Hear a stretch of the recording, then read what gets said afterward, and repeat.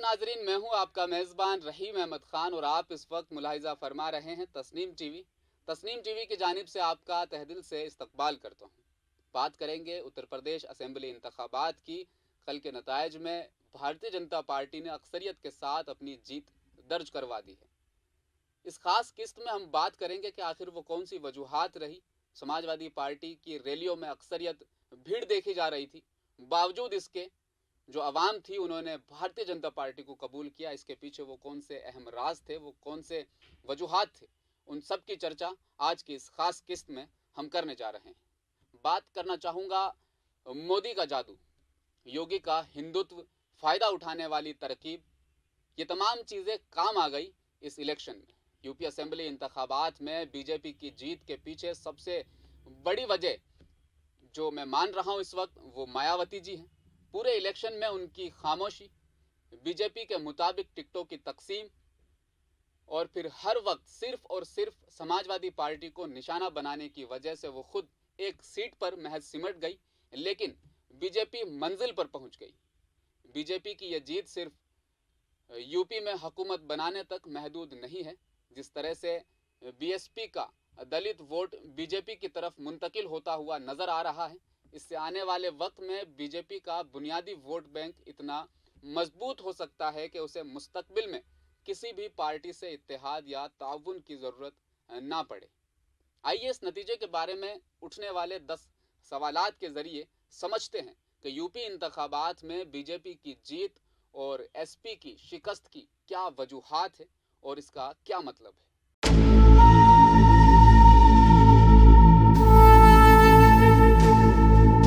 BJP की बड़ी जीत के पीछे सबसे बड़ी वजह बीएसपी की गैर एलानिया हिमायत, यानी बहुजन समाजवादी पार्टी ने गैर एलानिया हिमायत इस वक्त की है। ऐसा साफ नजर आ रहा है। क्यों, बताना चाहूंगा। 122 सीटों पर बीएसपी ने ऐसे उम्मीदवार खड़े किए जो उसे जात से ताल्लुक रखते थे, जिस तरह एसपी उम्मीदवार ताल्लुक रखते हैं। उनमें से 91 मुस्लिम अक्सरियत, 15 यादव अक्सरियती निशस्तें थी। ये वो सीटें थी जिन पर एसपी के जीतने का काफी इम्कान नजर आ रहा था। इनमें से बीजेपी इत्तेहाद ने 68 सीटों पर जीत दर्ज की। 122 ऐसी चुनिंदा सीटें थी जहां पर समाजवादी पार्टी के जीतने के इम्कानात साफ तौर पर नजर आ रहे थे, लेकिन बहुजन समाजवादी पार्टी ने ऐसे अराकीन को मैदान में उतारा जिन्होंने नुकसान सिर्फ और सिर्फ समाजवादी पार्टी को, ज्यादा जोर बीजेपी की जीत पर लगाया होगा। तब ही यूपी में हुकूमत बनाने वाली बीएसपी एक वक्त में काफी अक्सरियत तादाद के साथ बहुजन समाजवादी पार्टी ने हुकूमत बनाई थी, महज एक सीट पर सिमट गई 18वीं असेंबली इंतखाबात में। एसपी की सबसे बड़ी गलती क्या थी, इस पर मैं चर्चा करना चाहूंगा। मुस्लिम बालादस्ती की जमात की तशबिया से खुद को नहीं निकाल सकी। जो भारतीय जनता पार्टी ने समाजवादी पार्टी की एक शक्ल जनता के सामने पेश की थी, उस शक्ल से समाजवादी पार्टी बाज ना आ सकी। बीजेपी के हिंदुत्व कार्ड का कार्ड समाजवादी पार्टी ढूंढ नहीं सकी। जिस तरह से कई एसपी लीडरान, खासतौर पर बाहुबली मुख्तार अंसारी के बेटे अब्बास अंसारी ने अफसरों को धमकी दी थी।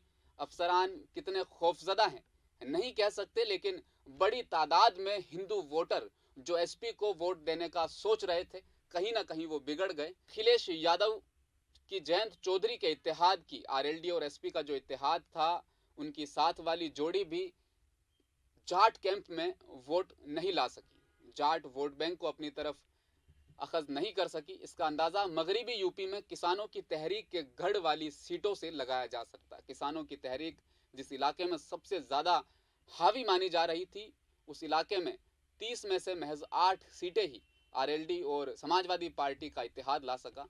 राष्ट्रीय लोकदल जिसने यहाँ 30 सीटों पर इलेक्शन लड़ा था, सिर्फ 8 सीटों पर ही सिमट कर रह गया। इसके साथ ही एसपी की एक बड़ी गलती ये थी कि उसने गैर जाट दलित वोटों पर तवज्जो ही नहीं दी।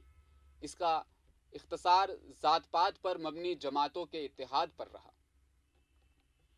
बताना चाहूंगा, क्या बीजेपी हिंदू वोट को पोलराइज करने में कामयाब रही? हाँ, मोदी योगी ने मुसलसल हर चीज, ये बात साबित हो गई कि वो अपने मिशन में कामयाब रहे, कि वो हिंदू खैर ख्वाह है। यही वजह है कि बीजेपी का वोट शेयर 41%, हालांकि सीटें पिछली बार से कम हैं। पिछली बार 39% से ज़्यादा, इस बार 2% उनका वोट प्रतिशत रहा। बीएसपी 12% वोट शेयर करती हुई दिखाई दे रही थी, जो पिछली बार के 22% वोट से बहुत ज़्यादा कम है, यानी 10% कम है। एसपी के वोट बैंक में भी 10% का इजाफा हुआ। माना जाता है कि बड़ी तादाद में ब्राह्मण वोट तकसीम हुए। इसके साथ ही मायावती और कांग्रेस के वोटों का कुछ हिस्सा एसपी को भी गया। अब ये वाज़ेह है कि बीएसपी की दलित वोटों से ज़्यादा वोटों की तलाफी एसपी ने बीजेपी को दे दी। जो दलित वोट बैंक था वो कहीं ना कहीं बीजेपी की तरफ रुजू हो गया। मायावती का बुनियादी वोट बैंक हिंदू दलित पहली बार बड़ी तादाद में बीजेपी में चला गया। इस मौका पर एक अहम मसले को मैं शामिल करना चाहूँगा। क्या राम मंदिर और काशी विश्वनाथ मंदिर से बीजेपी ने ये चुनाव जीत लिया है? किसी हद तक ये बात सही भी है। हालांकि इन दोनों सीटों पर काफ़ी सख्त मुकाबला था, लेकिन ये दोनों मंदिर बीजेपी का हिंदुत्व का चेहरा साबित हुए और मजबूत हुए। अयोध्या में राम मंदिर सीट और वाराणसी में विश्वनाथ मंदिर सीट के दरमियान सख्त मुकाबला था। बीजेपी को दोनों सीटों पर कामयाबी हासिल हुई, लेकिन मुकाबला काफी कड़ा था, दिलचस्प था। विश्वनाथ मंदिर की सीट पर योगी हुकूमत के मजबूत वजीर डॉक्टर नीलकंठ मोदी के रोड शो के बाद बदले हुए माहौल की वजह से ही जीते हैं। इन दो मंदिरों की वजह से बीजेपी ने पूरी रियासत में हिंदुत्व का माहौल बना दिया। साथ ही 80 और 20 के बयान ने भी माहौल बना दिया। हिजाब ने भी बहुत ज़्यादा काम किया। इस मौका पर यह भी बताना चाहूँगा कि क्या लोग ज़ातों में तकसीम नहीं हुए हैं? मुनकसिम लेकिन कम मगरबी यूपी में जाट शहरी और देहातों में तकसीम थे। शहरी जाट बड़ी तादाद में बीजेपी के साथ गए। यहाँ तक के आला ज़ातों में फ़र्क था। जहाँ एसपी ने ऊंची ज़ात का चेहरा दिया, वहाँ उससे मखसूस ज़ात के वोटों की बड़ी तादाद उन्हें हासिल हुई, जिसकी सबसे बड़ी मिसाल ब्राह्मण अक्सरियती काशी और विश्वनाथ मंदिर की सीटों पर है। दलित वोट पहली बार बीएसपी कैंप से बीजेपी में मुंतकिल हुए। ये मुस्तकबिल की सियासत के लिहाज से बीजेपी का सबसे मुस्बित पहलू है। एसपी के माई मुस्लिम और यादव फैक्टर का सबसे बड़ा हिस्सा यादव भी दो हिस्सों में यानी गोसी और कुमारिया में बट गया। इसका फायदा बीजेपी को होता हुआ नजर आया।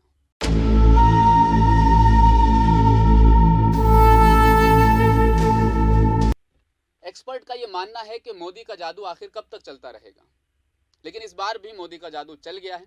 बीजेपी ने बहुत ज़्यादा इस्तेमाल मोदी चेहरे का किया। जहां योगी से लोगों की कुछ नाराज़गी थी, जिन सीटों पर योगी के कामों से लोग खफा थे, वहां बीजेपी को कमज़ोर समझा जा रहा था। मोदी ने तकरीबन 19 अवामी मीटिंग, 19 रैलियां, रोड शो करके तकरीबन 192 सीटों का इहाता किया। बीजेपी ने उनमें से 134 सीटों पर जीत भी हासिल की।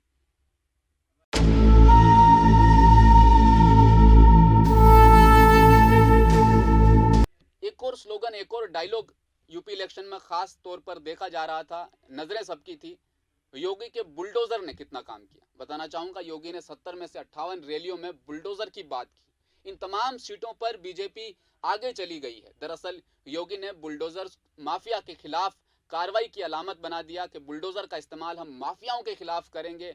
लोगों ने उससे अमन व अमान में बेहतरी के तौर पर उस बात को लिया, देखा, जिसका असर नतीजों पर साफ तौर पर नजर आता है। एक और बात शामिल करना चाहूंगा, फायदा उठाने वाला वोट बैंक कितना मौसर था। जीत और हार की कयास आराइयों के दरमियान अगर बीजेपी को सबसे ज्यादा भरोसा था तो वो 15 करोड़ इस्तेफादा करने वालों पर था। इस महीने में 2 बार अनाज के तेल के साथ नमक भी उन्होंने दिया, लोगों को राशन मुफ्त दिया। इलेक्शन के वक्त बीजेपी ये पैगाम देने में कामयाब रही कि नमक का कर्ज चुकाना है। उनका ये स्लोगन, ये डायलॉग काफ़ी काम कर गया, असर कर गया कि नमक का कर्ज चुकाना है। इसका ताल्लुक अवाम के जज्बात से था और काफ़ी हद तक इसका असर नताइज पर भी नज़र आता है। किसान, आवारा जानवर, बेरोजगारी जैसे मसाइल का असर बिल्कुल भी नहीं दिखा।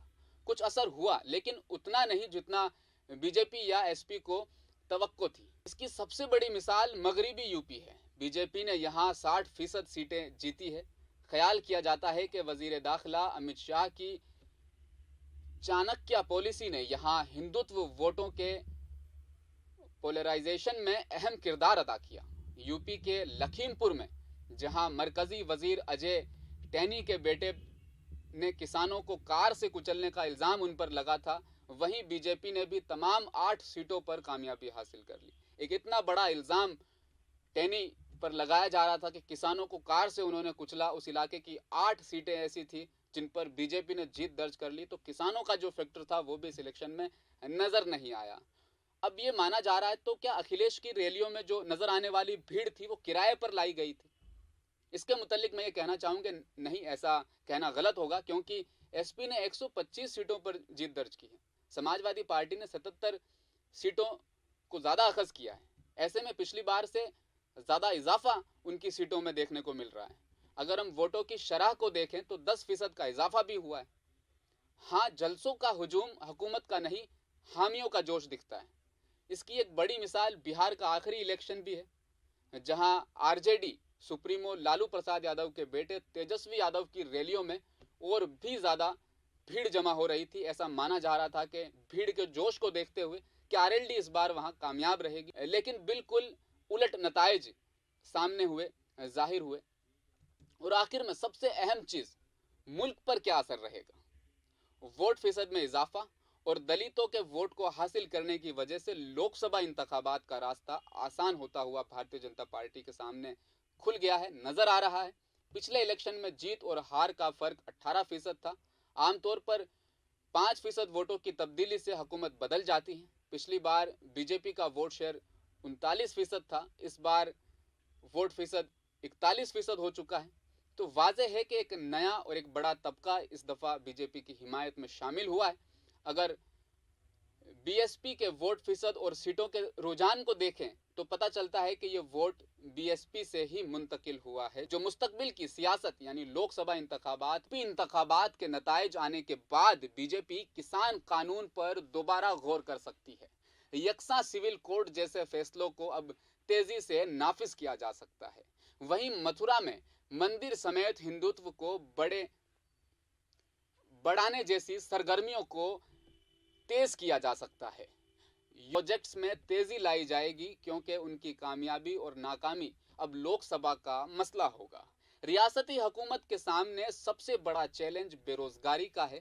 अगर इस पर तेजी से अमल ना किया गया तो मुस्तकबिल में यह सबसे बड़ा मसला बनकर उभर सकता है। फिलहाल हमारी इस खास किस्त में इतना ही। आप देखते रहिए तस्नीम टीवी। अपना ख्याल रखिएगा। अल्लाह हाफ़िज़।